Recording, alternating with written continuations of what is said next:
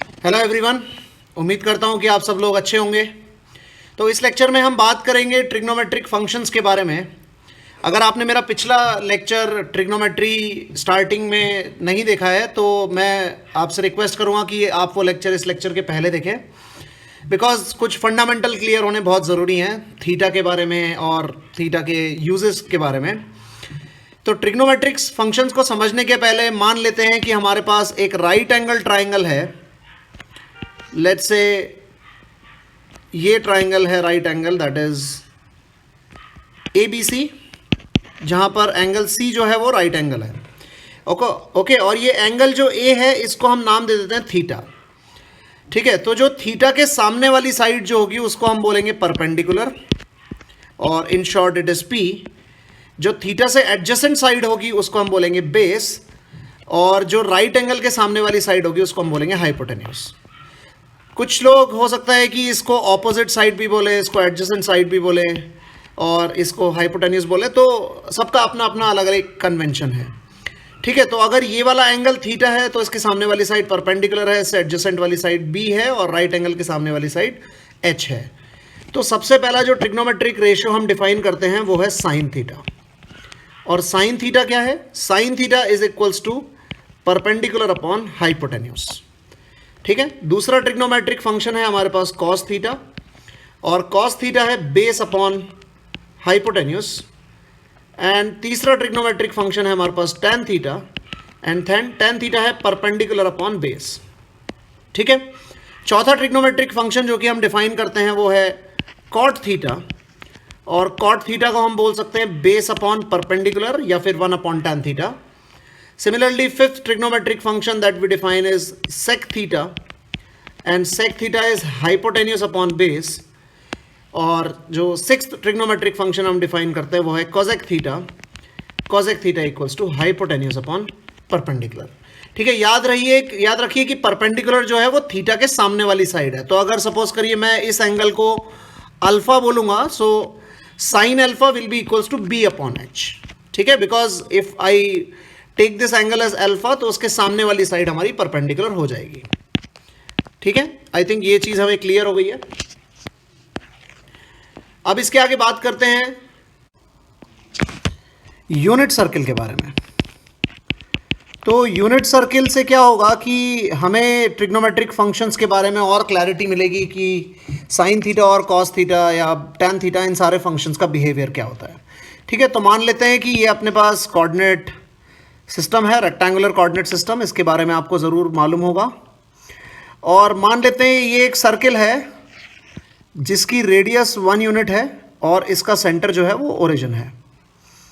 ठीक है, तो अब अगर बात की जाए, कोई पॉइंट लिया जाए, सपोज करिए यूनिट सर्किल के ऊपर, लेट्स से ये अपन ने कोई पॉइंट लिया P, और इस पॉइंट P को अगर मैं ओरिजिन से ज्वाइन करूं तो ये जो लाइन होगी OP, ये positive direction of x axis के साथ में मान लीजिए एंगल बनाती है थीटा।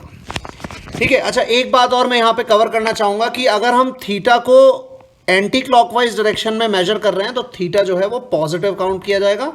अगर थीटा को क्लॉकवाइज डायरेक्शन में मेजर कर रहे हैं तो थीटा को नेगेटिव काउंट किया जाएगा। ठीक है, और ये लेंथ OP कितनी है? सिंस ये एक यूनिट सर्किल है तो OP का लेंथ हो गया 1 यूनिट। अब इस पॉइंट P से एक्स एक्सिस के ऊपर एक परपेंडिकुलर डालते हैं, और लेट्स से ये जो फुट ऑफ परपेंडिकुलर आ रहा है इसका नाम बोल देते हैं अपन M। तो in this right angle triangle OPM we can say that this angle is theta, and ये जो OM हो गया ये इस ट्राइंगल का बेस हो गया relative to this angle theta. So हम बोल सकते हैं cos theta is nothing but OM upon OP। ठीक है, तो और OP का लेंथ कितना है अपना 1, तो OM जो है वो अपने पास cos थीटा का वैल्यू जो है वो OM के इक्वल है। सिमिलरली अपन कह सकते हैं कि sin theta is equals to MP upon OP, और अगेन OP का लेंथ 1 है तो sin थीटा का वैल्यू हो गया अपने पास MP।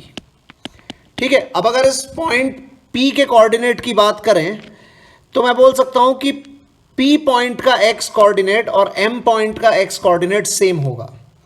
ऐसा क्यों? क्योंकि जो लाइन MP है वो परपेंडिकुलर टू x एक्सिस है।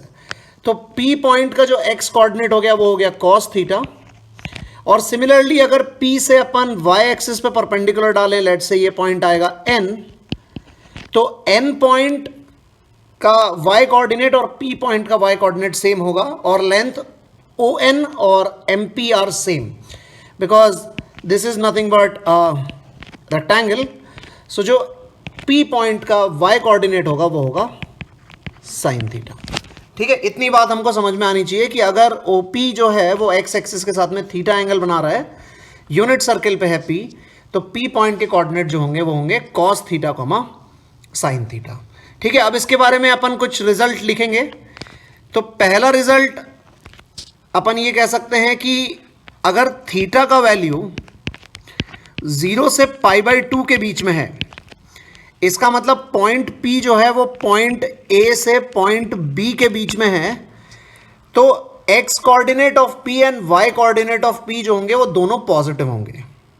ठीक है, सो x कोऑर्डिनेट ऑफ P क्या हो गया cos थीटा और y कोऑर्डिनेट ऑफ P क्या हो गया sin थीटा. इसका मतलब अगर थीटा का वैल्यू 0 से π/2 के बीच में है, then cos theta and sin theta are both positive real numbers.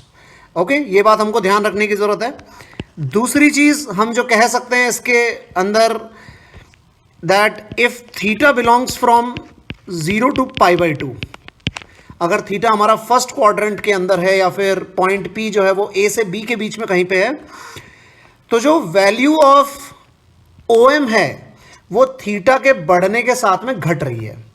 और ऐसा क्यों हो रहा है? जैसे अगर आप देखें, अगर मैं थीटा को 0 मान लूं तो पॉइंट P जो है वो पॉइंट A पे आ जाएगा, और जैसे जैसे मैं पॉइंट A से पॉइंट B तक मूव करूंगा थीटा का वैल्यू बढ़ता जाएगा और M जो है वो O की तरफ टेंड करता जाएगा. ठीक है, तो हम बोल सकते हैं अगर थीटा का वैल्यू 0 से π/2 के बीच में है तो cos थीटा डिक्रीज कर रहा है. ठीक है, सिमिलरली तीसरी बात कही जा सकती है, अगर थीटा का वैल्यू 0 से π/2 के बीच में है तो साइन थीटा का वैल्यू इंक्रीज कर रहा है. और ऐसा क्यों हो रहा है? ऐसा इसलिए हो रहा है कि जैसे जैसे हम पॉइंट A से पॉइंट B की तरफ जाते जाएंगे तो y कोऑर्डिनेट जो है वो बढ़ता जाएगा. जैसे अगर सपोज करिए मैं कोई पॉइंट लूँ बीच में, लेट्स से Q, तो मैं बोल सकता हूं कि y coordinate of Q is less than y coordinate of P, because P जो है वो थोड़ा ऊपर की तरफ होगा Q के, और x coordinate of Q is more than x coordinate of P. तो हम बोल सकते हैं कि cos थीटा का वैल्यू घट रहा है और sin थीटा का वैल्यू बढ़ रहा है. ठीक है, आई थिंक ये तीन बातें आपको क्लियर हो गई होंगी. चौथी बात जो हम कर सकते हैं यूनिट सर्किल के अंदर, वो हम कह सकते हैं कि अगर पॉइंट P इस यूनिट सर्किल के ऊपर पूरा कहीं पे घूम रहा है तो जो x कोऑर्डिनेट ऑफ P होगा या जो ये M पॉइंट होगा, इस M पॉइंट का जो भी कोऑर्डिनेट होगा उसका ऑफ कोर्स y कोऑर्डिनेट तो 0 होगा क्योंकि x एक्सिस पे है. तो M पॉइंट का जो x कोऑर्डिनेट होगा उसकी मैक्सिमम वैल्यू A पर होगी और मिनिमम वैल्यू A' पर होगी. ओके, तो हम ये बोल सकते हैं कि जो P पॉइंट है उसका x कोऑर्डिनेट cos थीटा, उसकी मैक्सिमम वैल्यू A पॉइंट पर आएगी और मिनिमम वैल्यू A' पॉइंट पर आएगी. और A पॉइंट पर कितनी वैल्यू होगी उसकी 1, और A' पॉइंट पर कितनी वैल्यू होगी -1. तो हम ये बोल सकते हैं कि जो cos थीटा का वैल्यू है वो हमेशा 1 से छोटा होगा और -1 से बड़ा होगा for any value of theta. ठीक है, इसी तरह से हम y कोऑर्डिनेट की बात करेंगे तो y coordinate of P maximum जो होगा वो B पर होगा और जो मिनिमम होगा वो B' पे होगा. तो जो y कोऑर्डिनेट ऑफ P है जो कि साइन थीटा है, साइन थीटा का मैक्सिमम वैल्यू 1 होगा और मिनिमम वैल्यू -1 होगा किसी भी थीटा की रियल वैल्यू के लिए. एक और बात हम यहां पे कह सकते हैं कि अगर सपोज करिए पॉइंट P जो है वो पॉइंट A के ऊपर लाई करे, इन दैट केस हमारा जो एंगल थीटा है वो 0 हो जाएगा, और उस केस में cos थीटा का वैल्यू कितना हो जाएगा? cos थीटा का वैल्यू 1 हो जाएगा बिकॉज A पॉइंट के कोऑर्डिनेट है 1, 0, और साइन थीटा का वैल्यू कितना हो जाएगा? साइन थीटा का वैल्यू 0 हो जाएगा. तो हम कह सकते हैं if P lies at A, in that case theta equals to 0, and in that case we can say that cos 0 equals to 1 and sin 0 equals to 0. ठीक है, इसी तरह से एक और बात की जा सकती है, if P lies at B, अगर पॉइंट P जो है वो पॉइंट B पर आ जाए, so in that case, sorry, this coordinate is 0,1 and this is 0,-1. Okay, तो अगर पॉइंट P जो है वो पॉइंट B पर आ जाए, उस केस में cos थीटा का वैल्यू 0 हो जाएगा और sin थीटा का वैल्यू 1 हो जाएगा. और थीटा का वैल्यू कितना हो जाएगा? थीटा का वैल्यू हो जाएगा π/2 रेडियन. सो इसका मतलब अगर P पॉइंट B पे लाई करता है तो cos π/2 जो है वो वैल्यू 0 होगा और sin π/2 जो है वो वैल्यू 1 हो जाएगा. सिमिलरली इसी तरह से हम पॉइंट P को पॉइंट A' और पॉइंट B' पे अगर लाई कराएं तो हम ये भी कह सकते हैं कि cos 3π/2 कौन से केस में आया अपने पास एंगल? जब पॉइंट P जो है वो पॉइंट B' के ऊपर लाई कर रहा है. इन that case cos 3π/2 is going to be 0 and sin 3π/2 is -1. और सिमिलरली हम बोल सकते हैं अगर P पॉइंट जो है वो A' पे लाई करे, उस केस में थीटा का वैल्यू पाई हो जाएगा, तो we can say that cos pi is -1 and sin pi is 0. ठीक है, तो आई थिंक ये सारे पॉइंट आपको समझ में आ रहे होंगे कि हम कैसे आइडेंटिफाई कर रहे हैं. एक बहुत खास बात और मैं यहां पे कवर करना चाहूंगा. अगर सपोज करिए मैं पॉइंट P को पूरा एक रिवॉल्यूशन कराऊं, सपोज करिए पॉइंट P जो है वो A से स्टार्ट हो रहा है और पूरा रिवॉल्यूशन करके वापस P पे आ रहा है, तो हमने कितना एंगल रोटेट किया उस केस में? एक तो पूरा सर्कल रोटेट किया, दैट मीन्स 2π प्लस थीटा. ठीक है, ये बात क्लियर हुई आपको? तो अगर P पॉइंट पूरा रिवॉल्यूशन करके वापस उसी पोजीशन पे आ जाता है तो हमने जो रोटेशन किया वो रोटेशन किया 2π का. तो उस केस में अगर 2π का रोटेशन कर लूं मैं, तो पॉइंट P का कोऑर्डिनेट जो है वो चेंज नहीं होने वाला. इसका मतलब कि ये हुआ कि हम ये कह सकते हैं कि cos 2π plus theta is cos theta and sin 2π plus theta is sin theta. ठीक है, ये बहुत बहुत इंपॉर्टेंट बात है हमारे लिए. इसके अलावा एक और बात कही जा सकती है यूनिट सर्किल के अंदर कि अगर सपोज करिए कि मैं एक नया डायग्राम बनाता हूँ यूनिट सर्किल का, ताकि चीज़ें और क्लियर हो जाएं. तो सपोज करिए कि ये हमारा यूनिट सर्किल है और ये हमारे पास कोई पॉइंट है P जो कि एंगल थीटा बना रहा है. ठीक है, अगर मैं इस पॉइंट P को पाई रोटेशन करवाऊं तो उस केस में जो नया पॉइंट मिलेगा वो हमें यहां पर मिलेगा. इसको हम नाम दे देते हैं P'. ठीक है, अगर ये एंगल थीटा है तो ये वाला एंगल कितना होगा? पाई प्लस थीटा. ठीक है, तो अगर P पॉइंट के कोऑर्डिनेट है cos थीटा sin थीटा, तो वी कैन से दैट कि P' के जो कोऑर्डिनेट होंगे वो नेगेटिव होंगे P के कोऑर्डिनेट के. मतलब P' के कोऑर्डिनेट हो जाएंगे -cos थीटा -sin थीटा. तो हम इससे एक बात और कंक्लूड कर सकते हैं कि cos of pi plus theta equals to -cos theta and sin of pi plus theta equals to -sin theta. ठीक है, एक और बहुत इंपॉर्टेंट बात जो मैं यहां पे कवर करना चाहूंगा वो ये कहूंगा कि अगर सपोज करिए कि थीटा हमारा फर्स्ट क्वाड्रेंट में है, इसका मतलब जो पॉइंट P है वो पॉइंट A और पॉइंट B के बीच में है, तो cos थीटा sin थीटा हमेशा पॉजिटिव होंगे. Okay, because x coordinate of P and y coordinate of P भी पॉजिटिव होगा. तो अगर cos थीटा और sin थीटा पॉजिटिव है तो बाकी ट्रिग्नोमेट्रिक रेशियोज भी पॉजिटिव होंगे, क्योंकि tan थीटा जो है वो sin theta upon cos theta है वो भी पॉजिटिव होगा, cot थीटा भी पॉजिटिव होगा, सिमिलरली sec थीटा भी पॉजिटिव होगा और cosec थीटा भी पॉजिटिव होगा. सो फर्स्ट क्वाड्रेंट में all trigonometric functions are positive. ठीक है, आई थिंक ये बात आपको क्लियर हो गई होगी. अगर सेकंड क्वाड्रेंट की बात की जाए, मतलब P जो है अगर B और B' के बीच में, B और A' के बीच में है, मान लीजिए कि मैं कोई पॉइंट ले लेता हूं यहां पर, ये कोई पॉइंट लिया मैंने. ठीक है, तो इस पॉइंट का x कोऑर्डिनेट तो हम देख सकते हैं कि नेगेटिव होगा, क्योंकि foot of perpendicular negative x axis पे आएगा, और y कोऑर्डिनेट जो होगा वो पॉजिटिव होगा. इसका मतलब कि ये हुआ कि सेकंड क्वाड्रेंट के अंदर sin थीटा जो होगा वो पॉजिटिव होगा, क्योंकि sin थीटा क्या है? इस पॉइंट का y कोऑर्डिनेट. तो अगर साइन थीटा पॉजिटिव है तो कॉजेक थीटा भी पॉजिटिव होगा, क्योंकि cosec theta is 1/sin theta. So second quadrant में sine theta and cosec theta are going to be positive. So sin theta and cosec theta are positive, and बाकी जो भी trigonometric function होंगे cos theta, tan theta, cot theta, sec theta, वो सब negative होंगे second quadrant में. Similarly in third quadrant हम कह सकते हैं कि sin थीटा भी नेगेटिव होगा और cos थीटा भी नेगेटिव होगा, तो tan थीटा पॉजिटिव हो जाएगा और cot थीटा पॉजिटिव हो जाएगा थर्ड क्वाड्रेंट में. ओके और फोर्थ क्वाड्रेंट में हम बोल सकते हैं कि अगर पॉइंट P सपोज यहां पे कहीं पे है तो उसका x कोऑर्डिनेट जो है वो पॉजिटिव है. सो cos थीटा पॉजिटिव होगा और sec थीटा पॉजिटिव होगा. बाकी सारे ट्रिग्नोमेट्रिक फंक्शन फोर्थ क्वाड्रेंट में नेगेटिव होंगे. ठीक है, आई थिंक ये बात सबको क्लियर हो गई है. तो इसे याद करने के लिए एक शॉर्टकट भी है, and we say that this shortcut is nothing but ASTC. So what does this ASTC means? It means that in the first quadrant सारे ट्रिग्नोमेट्रिक फंक्शंस पॉजिटिव हैं, सेकेंड क्वाड्रेंट में साइन और कॉजेक पॉजिटिव हैं, third quadrant में tan and cot positive हैं, fourth quadrant में cos and sec positive हैं. बाकी सारे ट्रिग्नोमेट्रिक फंक्शन नेगेटिव हैं.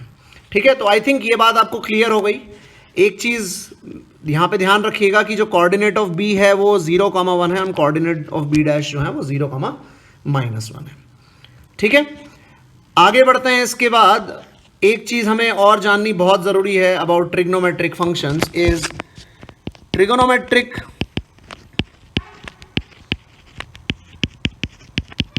आइडेंटिटीज.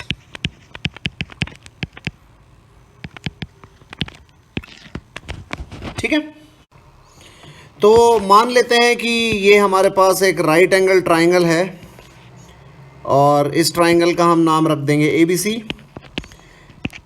जहां पर ये जो एंगल C है ये तो 90 डिग्री है ही, और ये जो एंगल A है इसको हमने नाम दे दिया थीटा. ठीक है, अब हमने जैसे डिफाइन किया था कि थीटा के सामने वाली साइड परपेंडिकुलर होगी, थीटा के एडजेसेंट वाली साइड बेस होगी और 90 डिग्री के सामने वाली साइड हाइपोटेन्यूस होगी. तो हमें राइट एंगल ट्राइंगल के बारे में एक थ्योरम मालूम है जिसे हम बोलते हैं Pythagoras theorem. So Pythagoras theorem क्या बोलती है?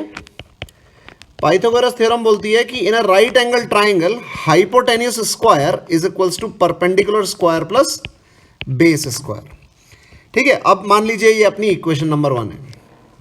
अगर इक्वेशन नंबर 1 को मैं दोनों साइड पे h स्क्वायर से डिवाइड कर दूं तो लेफ्ट हैंड साइड क्या बन जाएगी? 1 बन जाएगी, और ये क्या बन जाएगा? p square by h square या फिर p बाय h का होल स्क्वायर, और ये क्या बन जाएगा? b by h whole square. ठीक है, अब जैसे कि हमने पहले डिफाइन किया था कि p बाय h क्या है? हमारा साइन थीटा है, और b बाय h क्या है? हमारा कॉस थीटा है. तो हम क्या बोल सकते हैं? ये sign square theta plus cos square theta, ये वैल्यू जो है वो 1 होगी किसी भी थीटा की वैल्यू के लिए. ठीक है, सिमिलरली अगर मैं इक्वेशन नंबर 1 को b स्क्वायर से डिवाइड करूं तो मैं बोल सकता हूं कि h square by b square is equals to p square by b square plus 1. ठीक है, और h square by b square क्या हो गया हमारा? ये हो गया हमारा secant square theta. p square by b square क्या हो गया हमारा? ये हो गया tan स्क्वायर थीटा प्लस 1. ठीक है, तो ये एक और हमारे पास ट्रिग्नोमेट्रिक आइडेंटिटी आ जाती है, that is tan square theta plus 1 equals to secant square theta. इसी तरह से अगर इक्वेशन नंबर 1 को अपन p स्क्वायर से डिवाइड करें तो अपन लिख सकते हैं कि h by p whole square equals to 1 plus b by p whole square, और h बाय p कितना हो जाएगा? h बाय p हो जाएगा cosec theta. So cosec square theta equals to 1 plus b by p हो जाएगा हमारे पास कॉट स्क्वायर थीटा. सो तीसरी ट्रिग्नोमेट्रिक आइडेंटिटी हमारे पास आ गई, 1 plus cot square theta equals to cosec square theta. ठीक है, तो ये 3 ट्रिग्नोमेट्रिक आइडेंटिटीज हमारे लिए ट्रिग्नोमेट्री में बहुत बहुत इंपॉर्टेंट रोल प्ले करती हैं. और केवल यही आइडेंटिटी नहीं बल्कि इनके वेरियस फॉर्मेट्स भी हैं जो हम क्रिएट कर सकते हैं, जो कि मैं अभी आने वाले पॉइंट्स में क्रिएट करूंगा. वो पॉइंट भी हमारे लिए बहुत ज़्यादा इंपॉर्टेंट है. ठीक है, तो मैं उनको पॉइंट वाइज क्रिएट करना ज़्यादा पसंद करूंगा. तो पहली आइडेंटिटी है हमारे पास sine square theta plus cos square theta equals to 1. इसको मैं कुछ इस तरह से लिख सकता हूँ. So sine square theta equals to 1 minus cos square theta. अभी यहां पर 1 माइनस कॉस स्क्वायर थीटा मैं फैक्टराइज कर सकता हूं इसे A square minus B square से। सो इसे लिख सकते हैं अपन sine theta into sine theta equals to 1 minus cos theta into 1 plus cos theta. ठीक है, और इसे इस तरह से भी लिखा जा सकता है कि sine theta upon 1 minus cos theta equals to 1 plus cos theta upon sine theta. तो ये हमारी एग्जिस्टिंग ट्रिग्नोमेट्रिक आइडेंटिटी का एक तरह का एक वेरिएशन है। ठीक है, इसी तरह से जो सेकेंड ट्रिग्नोमेट्रिक आइडेंटिटी हमारे पास है जो कि है secant square theta equals to 1 plus tan square theta. तो इसमें क्या करूंगा मैं, टेन स्क्वायर थीटा को अगर लेफ्ट हैंड साइड पे लाऊं तो ये बन जाएगा secant square theta minus tan square theta equals to 1। और अगेन इसके फैक्टराइजेशन करूं तो मैं बोल सकता हूं सीकेंड theta minus tan theta into सीकेंड theta plus tan theta, ये वैल्यू जो है वो 1 के इक्वल है। सो मैं कह सकता हूं that secant theta plus tan theta equals to 1 upon secant theta minus tan theta. ठीक है, आई थिंक ये चीज़ आपको समझ में आ गई होगी किस तरह से मैं लिख रहा हूं। और तीसरी बात भी मैं इसी तरह से लिखूंगा that cosec theta minus cot theta या cosec theta plus cot theta equals to 1 upon cosec theta minus cot theta. ठीक है, आप इन रिजल्ट्स को डायरेक्टली याद रख सकते हैं। कभी कभी प्रॉब्लम सॉल्विंग के वक्त ये रिजल्ट बहुत यूजफुल होते हैं और डायरेक्टली क्वेश्चन को सॉल्व करने में काफ़ी हेल्पफुल होते हैं। ठीक है, तो हमारे पास तीन ट्रिग्नोमेट्रिक आइडेंटिटी है। पहली ट्रिग्नोमेट्रिक आइडेंटिटी है sine square theta plus cos square theta equal to 1। दूसरी ट्रिग्नोमेट्रिक आइडेंटिटी है 1 plus tan square theta equals to sec square theta. और तीसरी ट्रिग्नोमेट्रिक आइडेंटिटी है 1 plus cot square theta equals to cosec square theta. और ये कुछ variations हो गए जो इन ट्रिग्नोमेट्रिक आइडेंटिटी के हम बना सकते हैं। ठीक है, थोड़े सवाल देखते हैं इसके ऊपर। तो पहला क्वेश्चन है कि फाइंड द वैल्यू ऑफ, और हमें वैल्यू निकालनी है 1 plus cot A minus cosec A into 1 plus tan A plus sec A. इसकी वैल्यू निकालनी है एंड हमें दिया हुआ है कि एंगल ए जो है वो ना तो 0 डिग्री है और ना ही π/2 है। दैट मीन्स हम ये कह सकते हैं कि cot A, cosec A, tan A और सेक ए ये सब वैल्यू डिफाइन है। इन दैट केस हमें इस फंक्शन की वैल्यू आइडेंटिफाई करनी है कि वो कितनी होगी। ठीक है, तो इस प्रॉब्लम को सॉल्व करने के लिए हम क्या करेंगे, सबसे पहले सारे फंक्शंस को साइन और कॉस में कन्वर्ट कर लेते हैं। तो ये क्या बन जाएगा हमारे पास, ये बन जाएगा 1 plus cos A upon sine A minus 1 by sine A into 1 plus sine A upon cos A plus 1 by cos A. ठीक है, तो ये क्या बन जाएगा, अगर एलसीएम ले लेफ्ट दोनों ब्रैकेट्स के अंदर, तो ये बन जाएगा sign A plus cos A minus 1 upon sine ए, और ये बन जाएगा हमारे पास कॉस ए प्लस साइन ए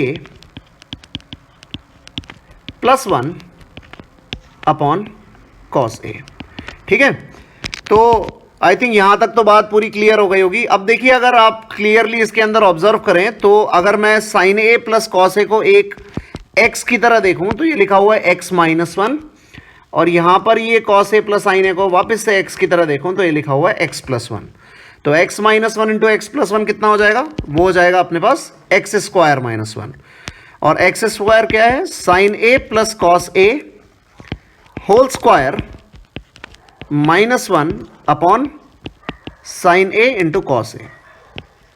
ठीक है, आई थिंक यहां तक बात एकदम क्लियर हो गई होगी। अब साइन ए प्लस कॉस ए का होल स्क्वायर अगर अपन ओपन करेंगे तो यह आएगा sign square A plus cos square A plus 2 sign A cos A minus 1 upon sine A into cos A. ठीक है, और sign square A plus cos square ए की वैल्यू कितनी है, वो वैल्यू हो जाएगी 1। तो ये sign square A plus cos square है और ये 1 आपस में कैंसिल हो जाएंगे। तो हमारे पास बच जाएगा 2 sign A cos A upon sine A cos A, और इसकी वैल्यू जो होगी वो हो जाएगी 2 के बराबर। ठीक है, आई थिंक बहुत ही आसान सवाल था ये। एक और सवाल कवर करते हैं, और इस क्वेश्चन के अंदर हमें प्रूव करना है। So prove that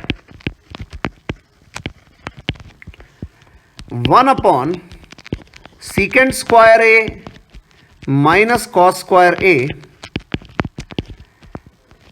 into and plus 1 upon cosec square A minus sine square A, और ये हमारा लेफ्ट हैंड साइड है और इसका मल्टीप्लिकेशन हो रहा है कॉस स्क्वायर ए इंटू साइन स्क्वायर ए के साथ में। ठीक है, सो लेफ्ट हैंड साइड दिया हुआ है 1 upon secant square A minus cos square A plus 1 upon cosecant square A minus sine square A into cos square A sine square A, और ये हमें प्रूव करना है that this value is equals to 1 minus cos square A sine square A upon 2 plus cos square A into sine square ए। ठीक है, तो इस problem को प्रूव करते हैं और हम पूरा का पूरा जो RHS है वो LHS से निकालने की कोशिश करेंगे। तो लेट्स से कि क्या कर सकते हैं। सबसे पहले तो हमें दिख रहा है कि राइट हैंड साइड जो है वो साइन और कॉस का पूरा फंक्शन है, तो हम पूरा लेफ्ट हैंड साइड भी सबसे पहले साइन और कॉस में कन्वर्ट कर लेते हैं। So I am writing LHS, और LHS equals to 1 upon 1 by cos square A minus cos square A plus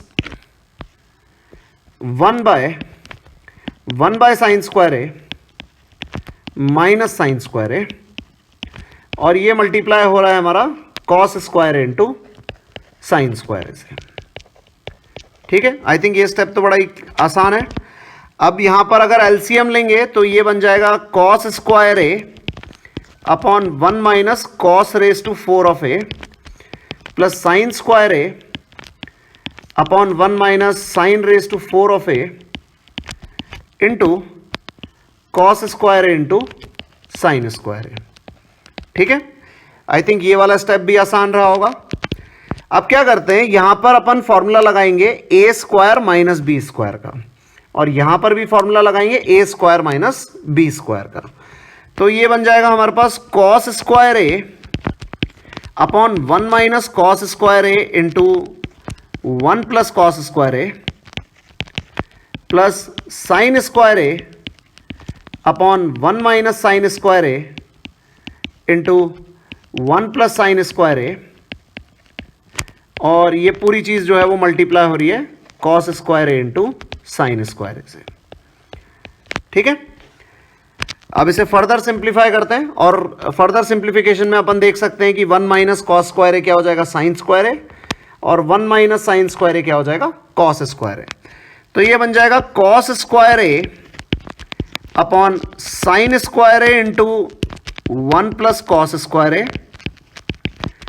plus sine square A upon cos square A into 1 plus sine square A into cos square A into sine square ए। ठीक है, यहां तक बात clear है। अब क्या करेंगे, ये कॉस स्क्वायर ए इंटू साइन स्क्वायर ए जो लिखा है इसको अंदर मल्टीप्लाई करेंगे।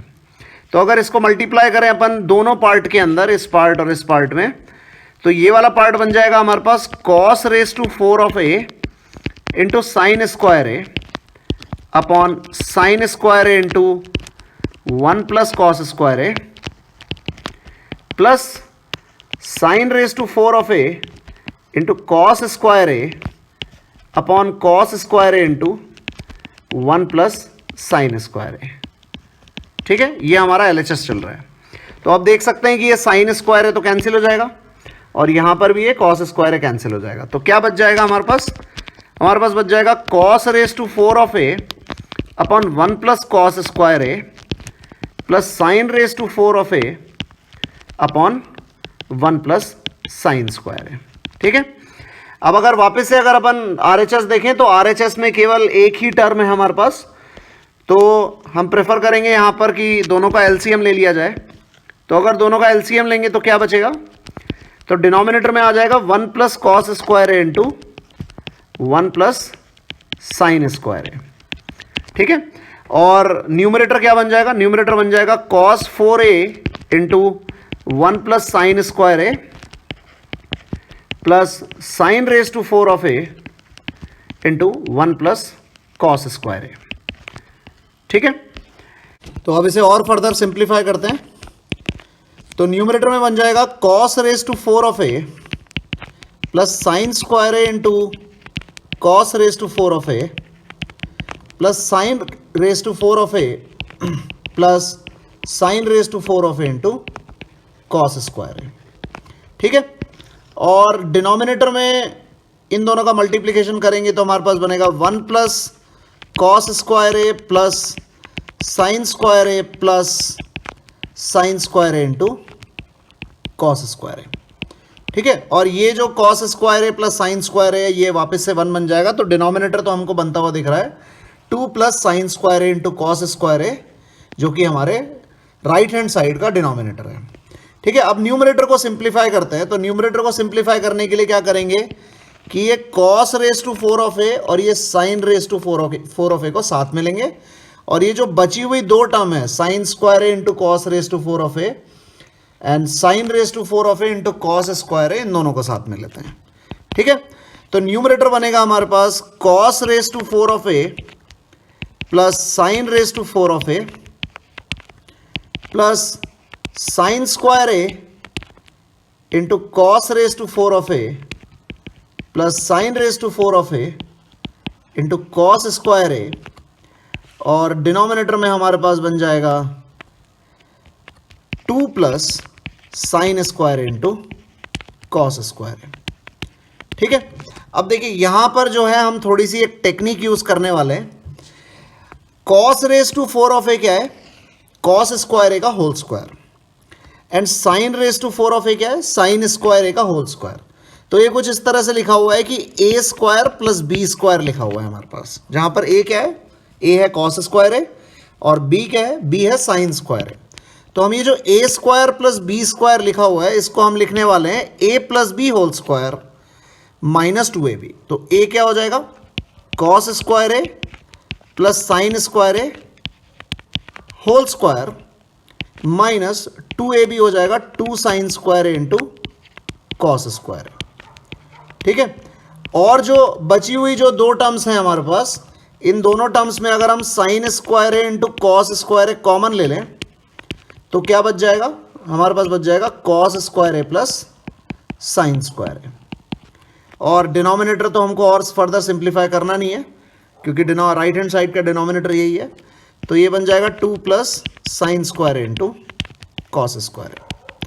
ठीक है, अब जहां जहां पे भी sign square A plus cos square ए उसकी वैल्यू 1 रख दें तो ये बन जाएगा 1 minus 2 sine square A into cos square A plus sine square A into cos square A upon 2 plus sine square A into cos square ए। ठीक है, I think यहां तक सब क्लियर है। और ये जो है वो फाइनली बन जाएगा minus 2 sine square A cos square A plus sine square A cos square A will be equals to minus sin square a cos square a. So this will become 1 minus sin square a into cos square a upon 2 plus sin square a into cos square a. ठीक है, which is our right hand side. So hence proved. ठीक है, मुझे उम्मीद है कि आपको ये सवाल समझ में आया होगा और सिंप्लीफिकेशन प्रोसेस किस तरह से किया और कौन सा स्टेप क्यों किया ये जानना बहुत ज़रूरी है। ट्रिग्नोमेट्रिक आइडेंटिटीज़ के ऊपर ऐसे बहुत सारे सवाल आपने किए भी होंगे और मैंने एक असाइनमेंट दिया हुआ है इस लेक्चर के एंड में जिसमें कुछ ऐसे सवाल रखे भी हैं जिसमें आपको प्रूफ करने हैं। तो प्रूफ करने वाले सवालों में आप लेफ्ट हैंड साइड और राइट हैंड साइड को दोनों मैनिपुलेट करके भी प्रूफ कर सकते हैं, बट मैं हमेशा प्रेफर करता हूं कि लेफ्ट हैंड साइड से राइट हैंड साइड प्रूफ करूं या राइट हैंड साइड से लेफ्ट हैंड साइड प्रूफ करूं।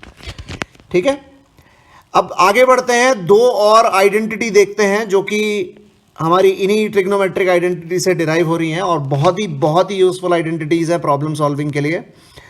तो मैं उसी कंटिन्यूएशन में नंबर रखता हूं जो कि कंटिन्यूएशन जो कि नंबर्स मैंने पहले रखा था। तो थर्ड आइडेंटिटी मैंने यहाँ पे कवर की है, ये सारी डिराइव्ड आइडेंटिटीज़ हैं। फोर्थ आइडेंटिटी हम इस तरह से लिख सकते हैं, ये आइडेंटिटी हमने इस प्रॉब्लम में भी यूज़ की है। सो हम लिख सकते हैं sine raise to 4 of A plus cos raise to 4 of A is equals to 1 minus 2 sine square into cos square. ठीक है, बहुत ही काम की आइडेंटिटी है प्रॉब्लम सॉल्विंग के लिए। सिमिलरली एक और आइडेंटिटी हम कह सकते हैं कि sine raise to 6 of A plus cos raise to 6 of A is equals to 1 minus 3 sine square into cos square. ठीक है, और इस आइडेंटिटी का प्रूफ देख लेते हैं। तो जैसे मान लीजिए कि यहां पर मैं साइन स्क्वायर ए को एक्स बोलूं तो ये क्या लिखा हुआ है, एक्स क्यूब लिखा हुआ है, और कॉस स्क्वायर ए को वाई बोलूँ तो ये क्या लिखा हुआ है, वाई क्यूब लिखा हुआ है। तो हमारे को दिया हुआ है x cube plus Y cube, जहाँ पर एक्स है साइन स्क्वायर है और वाई है कॉस स्क्वायर है। So X cube plus Y cube कितना हो जाएगा, ये हो जाएगा हमारे पास X plus Y whole cube minus 3xy into X plus Y. और एक्स प्लस वाई जो होगा वो nothing but sine square A plus cos square A minus whole cube minus 3 times sine square A into cos square A, और bracket में आ जाएगा हमारे पास sine square A plus cos square ए। ठीक है, तो जो sign square A plus cos square A का वैल्यू है वो हो जाएगा 1। सो 1 minus 3 times sine square A into cos square A, और ये जो sign square A plus cos square है इसका वैल्यू भी हो जाएगा 1। ठीक है, तो आई थिंक ये प्रूफ आपको क्लियर हो गया होगा कि किस तरह से मैंने ये आइडेंटिटी को प्रूफ किया।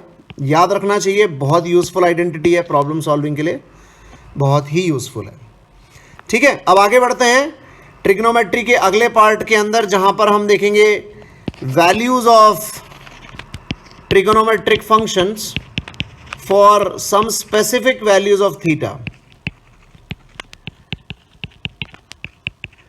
सो इसके अंदर हम बहुत ही लिमिटेड वैल्यू ऑफ थीटा के लिए ट्रिग्नोमेट्रिक फंक्शन की वैल्यू डिफाइन करेंगे, और हम देखेंगे कि एक्चुअली उनका प्रूफ भी कैसे आता है। तो यहाँ पर अपन एक चार्ट बनाना प्रेफर करेंगे। सपोज करिए कि इधर मैं बता रहा हूँ कि वैल्यू ऑफ थीटा क्या क्या है। तो theta equals to 0 degree and theta equals to 30 degree and theta equals to, let's say इसको थोड़ा एक्सटेंड कर दिया जाए क्योंकि 6 ट्रिग्नोमेट्रिक फंक्शंस हैं यहाँ पे। Theta equals to 45 degree, theta equals to 60 degree and last value we will have is theta equals to 90 degree. ठीक है, और जो ट्रिग्नोमेट्रिक फंक्शन हम लिखने वाले हैं वो है sine theta, cos theta, tan theta, cot theta, sec theta and cosec theta. ठीक है, तो मुझे उम्मीद है कि आपको ये सब वैल्यूज़ पता होंगी, बट एज ऑफ नाउ अपन लिख लेते हैं एक बार ये वैल्यूज सारी। तो सबसे पहले है साइन 0 डिग्री, ये 0 हो गया। साइन 30 डिग्री ये हो गया 1/2।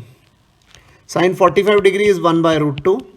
Sign 60 degree is √3/2 and sine 90 degree is 1। ठीक है, अब जब कॉस का लिखने वाले हैं तो इसी चीज को रिवर्स लिखना है। तो cos 0 degree is 1, cos 30 degree is √3/2, cos 45 degree is 1/√2, cos 60 degree is 1/2 and cos 90 degree is 0।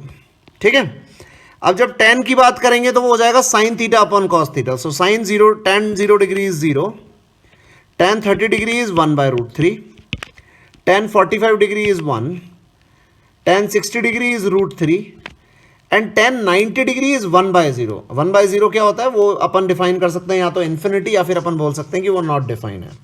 ठीक है, तो as of now I am saying that infinity is a non defined number, and mostly in my entire course I will not consider infinity as some real number. There are some authors that can consider, it's up to their consideration, but I generally don't consider infinity as a real number. Okay, अब अगर cot theta define करेंगे तो cot theta क्या हो जाएगा 1/tan theta, तो यहां पर क्या हो जाएगा 1/0 which is again not defined, और जो cot 30 डिग्री हो गया वो हो गया 1/tan 30 डिग्री, सो ये हो गया √3, ये हो गया 1, ये हो गया 1/√3 और ये हो गया 0। इसी तरह से अगर अपन sec थीटा डिफाइन करें तो sec 0 हो जाएगा 1, sec 30 डिग्री हो जाएगा 2/√3, secant 45 डिग्री हो जाएगा √2, secant 60 डिग्री हो जाएगा 2 एंड secant 90 डिग्री हो जाएगा नॉट डिफाइंड। ठीक है, सिमिलरली अगर cosec थीटा की बात करें तो cosec 0 डिग्री हो जाएगा नॉट डिफाइंड, और cosec 30 डिग्री हो जाएगा 2, cosec 45 डिग्री हो जाएगा √2, cosec 60 डिग्री हो जाएगा 2/√3 और cosec 90 डिग्री हो जाएगा हमारे पास 1। ठीक है, तो सवाल ये उठता है कि ये सारी वैल्यूज आ कहां से रही हैं। तो 0 डिग्री के बारे में तो हमने पहले ही यूनिट सर्किल के अंदर देख लिया कि sin 0 डिग्री का वैल्यू 0 होता है और cos 0 डिग्री का वैल्यू 1 होता है। सिमिलरली 90 डिग्री के बारे में भी हमने यूनिट सर्किल पे देखा। अब हम देखते हैं कि 45 डिग्री और 60 डिग्री की या 30 डिग्री की जो वैल्यूज है वो कहां से आ रही है। तो सबसे पहले 45 डिग्री की बात करते हैं। तो एक राइट एंगल ट्राइंगल हमने लिया जिसके अंदर मान लीजिए ट्राइंगल का नाम है ABC, और ये जो एंगल C है ये है 90 डिग्री। ठीक है, अगर ये एंगल A जो है ये 45 डिग्री है तो एंगल B कितना हो जाएगा, ये भी हो जाएगा 45 डिग्री। तो हम ये बोल सकते हैं कि जो ट्राइंगल ABC है ये एक आइसोसेलेस ट्राइंगल है। तो इसका मतलब ये हो गया कि ये वाला साइड AC और ये वाला साइड BC इन दोनों का इक्वल लेंथ है।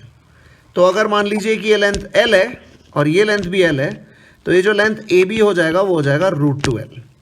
तो अगर मैं साइन थीटा लिखना चाहूं तो साइन थीटा हो जाएगा हमारे पास perpendicular that is BC upon hypotenuse that is AB, so that is equals to L/√2L which is equals to 1/√2।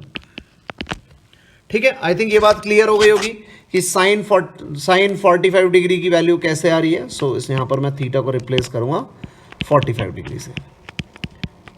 ठीक है, इसी तरह से आप cos 45 डिग्री की वैल्यू निकाल सकते हैं 1/√2 एंड बाकी सारे ट्रिग्नोमेट्रिक फंक्शंस की वैल्यू भी निकाल सकते हैं 1/√2। सो आई थिंक ये 45 डिग्री वाली वैल्यूज भी हमको याद रहेंगी कि किस तरह से हम ट्रिग्नोमेट्रिक फंक्शंस की वैल्यू निकाल रहे हैं at theta equals to 45 degree.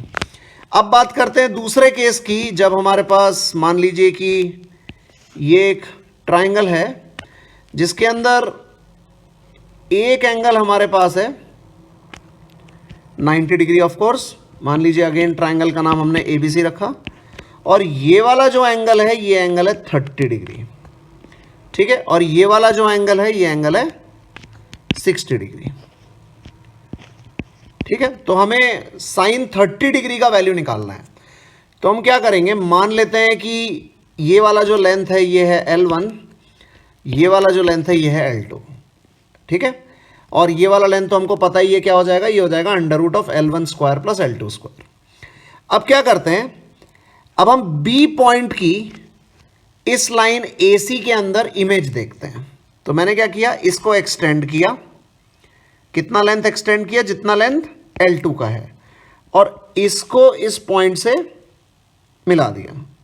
मतलब इवेंचुअली क्या किया मैंने, जैसा ट्राइंगल ऊपर बना हुआ था वैसा ट्राइंगल नीचे भी बना दिया। तो ये वाला जो एंगल कितना हो जाएगा, ये एंगल हो जाएगा 30 डिग्री। ये जो ओवरऑल एंगल है ये ओवरऑल एंगल कितना हो जाएगा 60 डिग्री। तो अगर ये लेंथ L2 है तो ये वाला लेंथ भी L2 हो जाएगा। ठीक बात है कि नहीं है। तो हम ये देख सकते हैं, लेट्स से इस पॉइंट का नाम मैं दे देता हूं B'। तो ये जो ट्राइंगल है ABB', इसके अंदर ये वाला जो एंगल है ये 60 डिग्री है, ये वाला जो एंगल है ये भी 60 डिग्री है। तो ये जो बचा हुआ एंगल होगा ये भी 60 डिग्री होगा। इसका मतलब क्या हुआ, इसका मतलब ये हो गया कि ABB' will be an equilateral triangle. तो जो AB लेंथ होगी वो BB' लेंथ के इक्वल होगी। और बी बी डैश लेंथ कितनी है, वो है 2L2। ठीक है, तो अगर ये वाला हमारा एंगल 30 डिग्री था तो हम बोल सकते हैं कि sine 30 degree is equals to B C upon A B. और बी सी का लेंथ कितना है, बी सी का लेंथ है हमारे पास L2 और ए बी का लेंथ है हमारे पास 2L2। तो साइन 30 डिग्री की हमारे पास वैल्यू आ गई 1/2। ठीक है, तो अगर जिस तरह से हमने साइन 30 डिग्री की वैल्यू निकाली, हम अगर ट्रिग्नोमेट्रिक आइडेंटिटी यूज करें between sine theta and cos theta, तो हम बोल सकते हैं that sine square 30 degree plus cos square 30 degree equals to 1. So we can say that cos square 30 degree will be equals to 1 minus sin square 30 degree, और sin 30 degree का value कितना है, वो है 1/2। सो 1/2 का square. So cos square 30 degree equals to 1 minus 1/4 which is equals to 3/4 and cos square 30 degree equals to 3/4। और हमें पता है कि cos 30 डिग्री जो है वो एक पॉजिटिव वैल्यू है। ठीक है, क्योंकि हमने डिफाइन किया था, याद है, यूनिट सर्किल के वक्त कि cos थीटा जो है वो पॉजिटिव होगा अगर थीटा का वैल्यू फर्स्ट क्वाड्रेंट में है। तो फर्स्ट क्वाड्रेंट मीन्स 0 से 90 डिग्री के बीच में है। तो अगर इसका स्क्वायर रूट लेंगे तो उसमें से केवल पॉजिटिव वैल्यू ही लेंगे, तो हम बोल सकते हैं कि cos 30 डिग्री इक्वल्स टू √3/2। ठीक है, तो एक बार हमने cos 30 डिग्री और साइन 30 डिग्री निकाल लिया, तो आई थिंक बाकी के ट्रिग्नोमेट्रिक फंक्शंस भी आप निकाल पाएंगे by using this sine 30 degree and cos 30 degree value. ठीक है, एक चीज और यहां पर कहना चाहूंगा कि अगर मान लीजिए कि हमारे पास कोई राइट एंगल ट्राइंगल है और इस राइट एंगल ट्राइंगल के अंदर एक एंगल है हमारे पास थीटा, तो दूसरा एंगल क्या हो जाएगा, 90 डिग्री माइनस थीटा।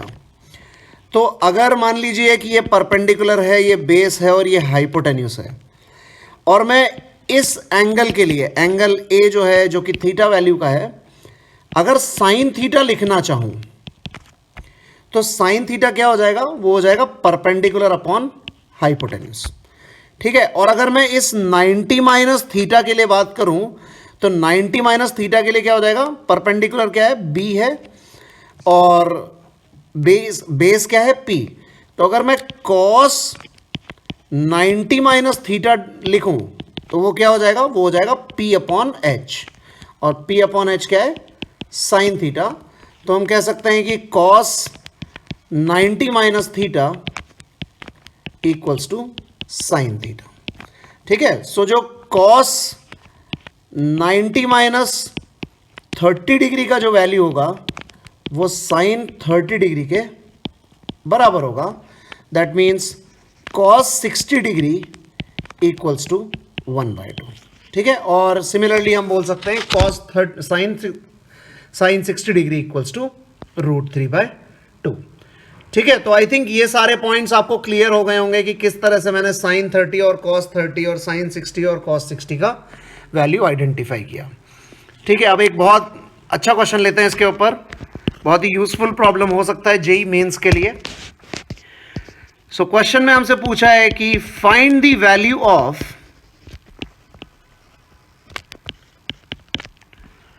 और हमें वैल्यू निकालनी है sine square 5 degree plus sine square 10 degree plus sine square 15 degree and so on up to sine square 90 degree. ठीक है, तो इन सारे सवालों में सबसे पहली चीज जो हमें देख लेनी चाहिए वो है नंबर ऑफ टर्म्स। तो हम क्या कर रहे हैं कि 5 से लेकर के 5, 10, 15 and so on up to 90 degree तक के सारे साइन ले रहे हैं और उनका स्क्वायर करके ऐड कर रहे हैं। तो हमने कितनी टर्म्स लिखी हुई है यहाँ पर, तो अगर आप गिनेंगे तो हम देख पाएंगे कि हमने यहाँ पर टोटल 18 टर्म्स लिखी हुई हैं। अब इन 18 टर्म्स में से कुछ टर्म्स की तो हमें वैल्यू मालूम है, जैसे साइन स्क्वायर 90 डिग्री का वैल्यू मालूम है, बीच में कहीं पे साइन स्क्वायर 45 डिग्री भी बनेगा, उसका भी वैल्यू मालूम है। तो हम क्या करते हैं, इसके अंदर टर्म्स को रीअरेंज करते हैं और जिन ट्रिग्नोमेट्रिक फंक्शंस की वैल्यू मालूम है वो लिख देते हैं। तो साइन स्क्वायर 90 तो हो गया हमारे पास 1, सिमिलरली साइन स्क्वायर 45 जो हो गया वो हमारे पास हो गया हाफ।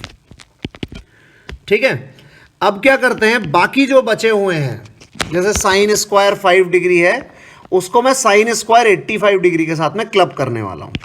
तो ये बन जाएगा sign square 5 degree plus sine square 85 degree. ठीक है, सिमिलरली मैं साइन स्क्वायर 10 डिग्री को साइन स्क्वायर 80 डिग्री के साथ में क्लब करूंगा, और सिमिलरली मैं साइन स्क्वायर 15 डिग्री को साइन स्क्वायर 75 डिग्री के साथ में क्लब करूंगा। ठीक है, तो हमने इनिशियली काउंट किया था कि नंबर ऑफ टर्म्स कितनी है, नंबर ऑफ टर्म्स है 18, जिसमें से 2 टर्म हम ऑलरेडी लिख चुके हैं। और ऐसे कितने ब्रैकेट होंगे, ऐसे हमारे पास टोटल 8 ब्रैकेट होंगे। ठीक है, क्योंकि टोटल टर्म्स 18 हैं, 2 हम पहले ही लिख चुके हैं, और हर एक ब्रैकेट के अंदर 2 टर्म और लिख रहे हैं। तो जो लास्ट टर्म होगी, लास्ट टर्म क्या होगी, वो हो जाएगी sine square 40 degree plus sine square 50 degree. ठीक है, आप अपन चाहते तो साइन स्क्वायर 30 डिग्री का भी वैल्यू लिख सकते थे, लेकिन कोई फायदा नहीं है, क्योंकि उसका वैल्यू हम एक डायरेक्ट मेथड से निकाल पाएंगे यहां पर। So this is 1 + 1/2 is nothing but 3/2 plus. अब देखिए क्या करने वाले हैं अपन, ये जो पहला साइन स्क्वायर 5 डिग्री है इसको तो ऐसा ही रहने देते हैं, और ये जो साइन स्क्वायर 85 है इसको लिख लेते हैं साइन स्क्वायर 90 - 5। ठीक है, और जो दूसरा है उसमें भी साइन स्क्वायर 10 को ऐसा ही रहने देते हैं, और साइन स्क्वायर जो 80 है उसको लिख देते हैं साइन स्क्वायर 90 - 10। ठीक है, इस तरह से लिखते जाएंगे। और ऐसे कितने ब्रैकेट है हमारे पास, ऐसे हमारे पास टोटल 8 ब्रैकेट है।